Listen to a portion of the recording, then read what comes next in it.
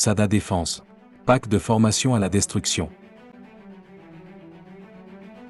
Pack de formation pour les forces terrestres.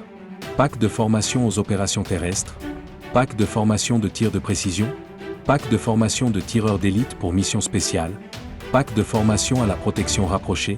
Pack de formation à la démolition. Pack de formation à la guerre non conventionnelle. Pack de formation aux opérations en zone urbaine. Pack de formation de combat pour soldats individuels. Pack de formation de surveillance avancée d'artillerie et de mortier. Pack de formation à la lutte anti-char. Pack de formation à la démolition. Sujet de formation.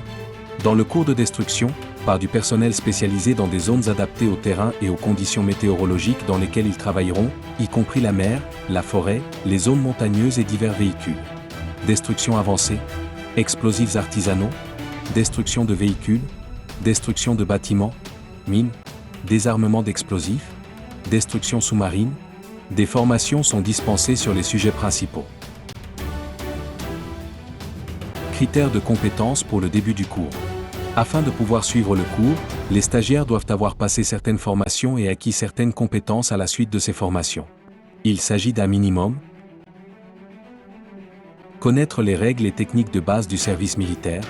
Capable de parcourir 7200 mètres en moins de 52 minutes avec un sac à dos de 20 kg. Atteindre 60% de réussite au tir au pistolet et au fusil d'infanterie. Il s'agit de parcourir 150 mètres en nage libre en 6 minutes. Les stagiaires qui réussissent les tests et les évaluations sont admis au cours de destruction.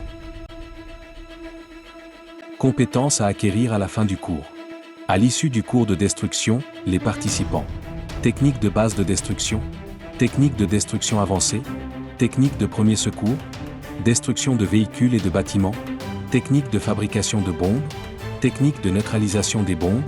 Renforcent leurs possibilités et leurs capacités dans leur domaine. Les participants qui réussiront les tests et évaluations effectués à la fin du cours recevront un certificat d'expertise en destruction, attestant de leur participation au cours et de leur réussite. Durée de la formation.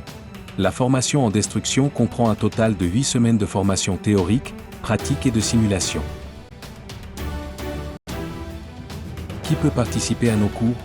Tous nos services de formation et de conseil sont réservés aux forces armées et aux services de police des pays amis et alliés. Il n'est pas possible de participer individuellement à nos formations.